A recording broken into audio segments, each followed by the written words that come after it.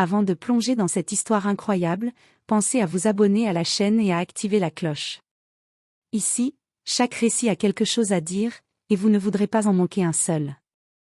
Il pleuvait légèrement ce soir-là, et la route était presque déserte. Marcus, un homme noir d'une trentaine d'années, rentrait chez lui après une longue journée de travail, les mains encore tachées de graisse. Il n'avait rien d'un héros, un simple mécanicien, discret, fatigué, invisible aux yeux du monde. Sur le bas-côté, il aperçut une voiture arrêtée, les feux de détresse clignotant faiblement. Une femme blanche, élégante, visiblement paniquée, tentait en vain de desserrer les écrous d'un pneu crevé. Les voitures passaient sans s'arrêter.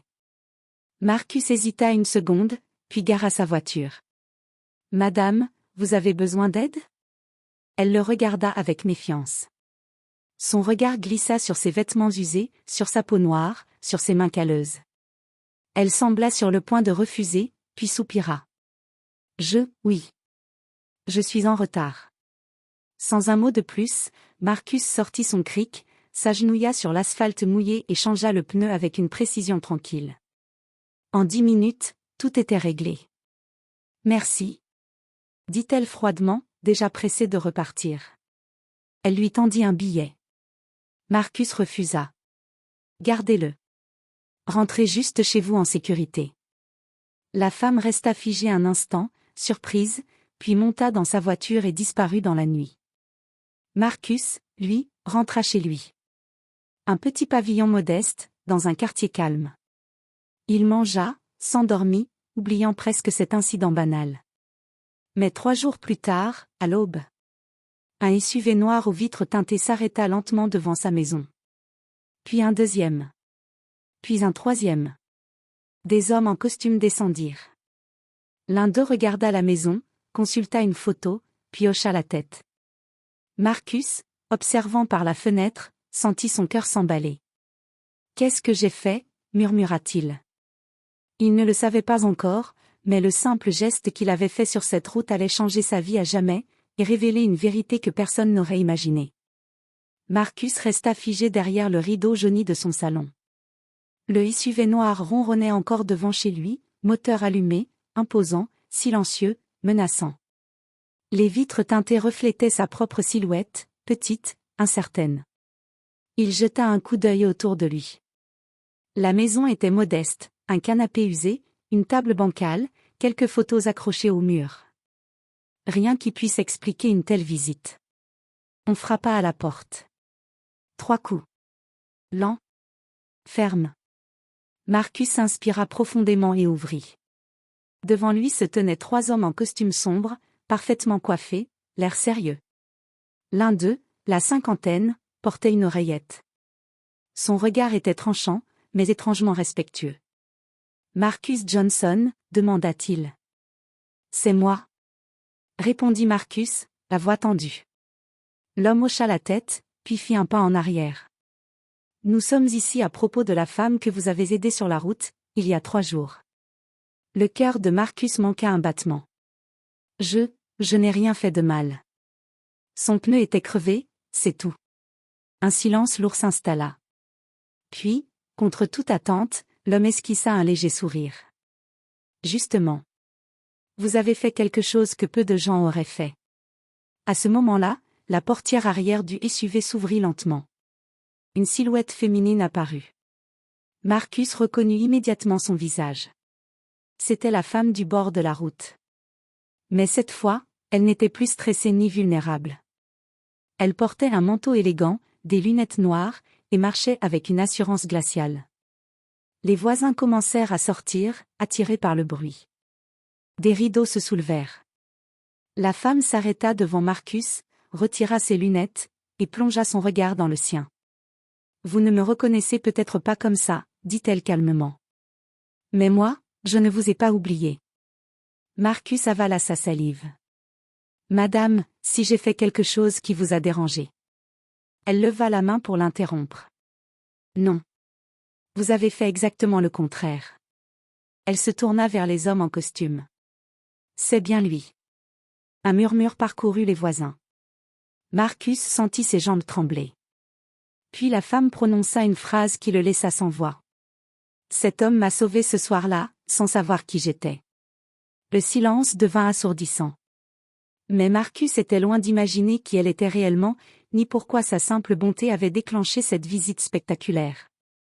Les voisins s'étaient désormais massés devant les maisons, chuchotant entre eux. Qui était donc cette femme pour arriver avec 3 SUV noirs, des hommes en costume et une telle autorité? La femme se tourna vers Marcus, son regard soudain plus doux. Ce soir-là, quand mon pneu a crevé, j'étais seul, et en danger. Marcus fronça les sourcils. En danger? L'un des hommes en costume s'avança.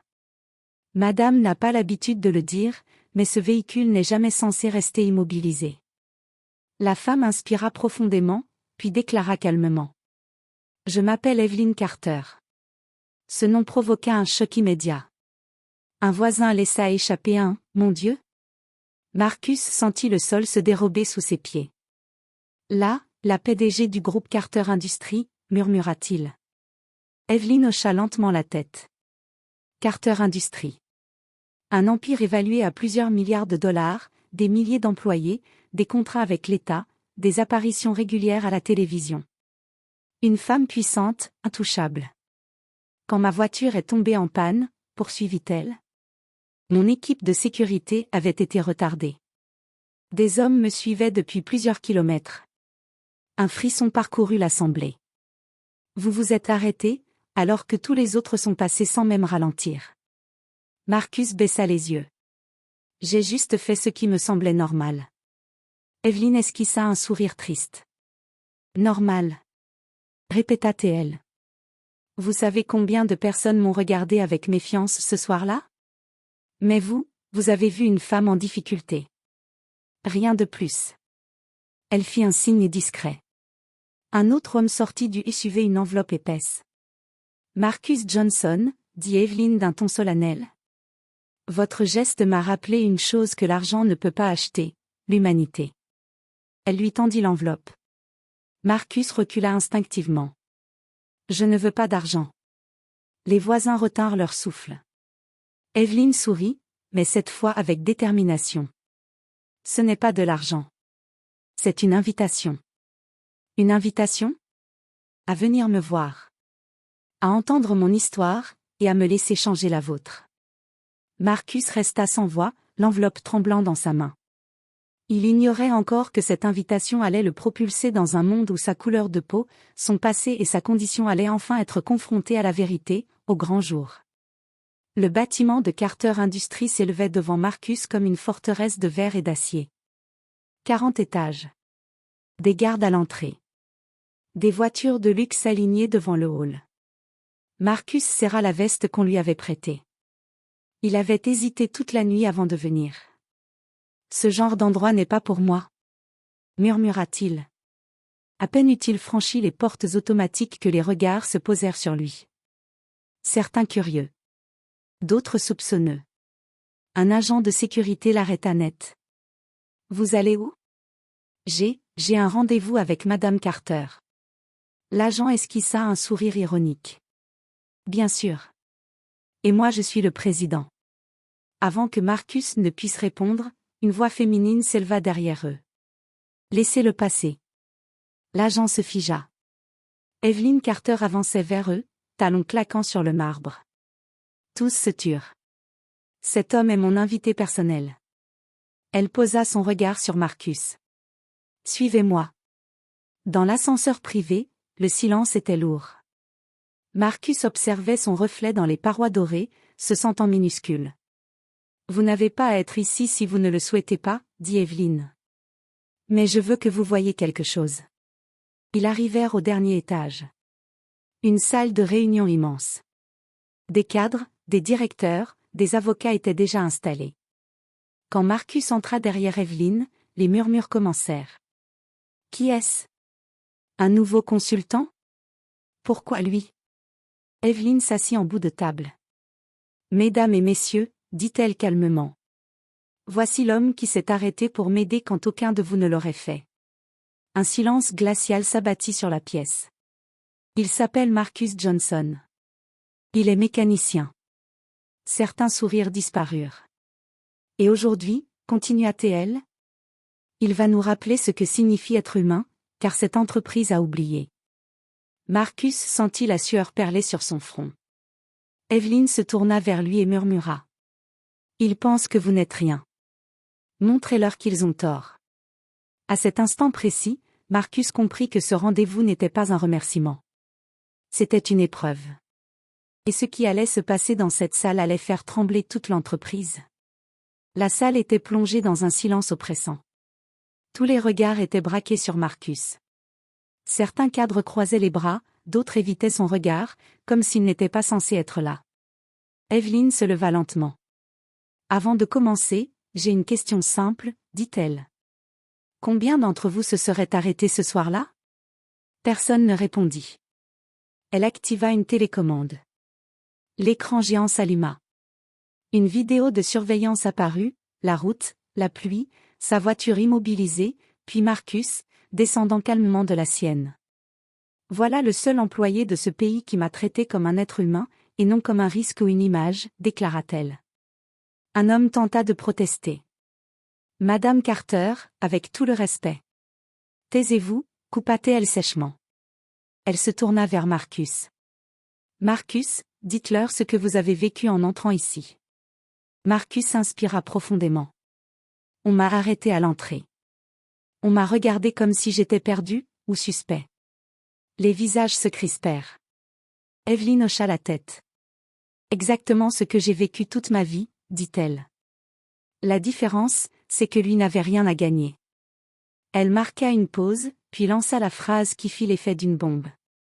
À partir d'aujourd'hui, Marcus Johnson rejoint le conseil, comme responsable du programme éthique et inclusion. Des exclamations éclatèrent. C'est insensé. Il n'a aucune formation.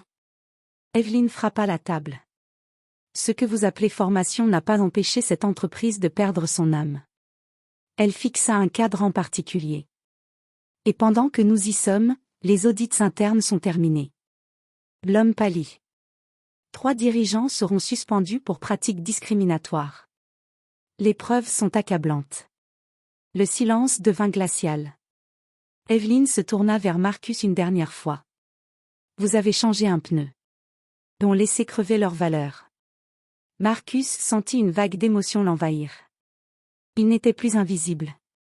Dehors, les médias attendaient déjà. Les titres allaient tomber. Le pays allait parler. Et tout ça. Parce qu'un homme noir a choisi d'aider, sans juger.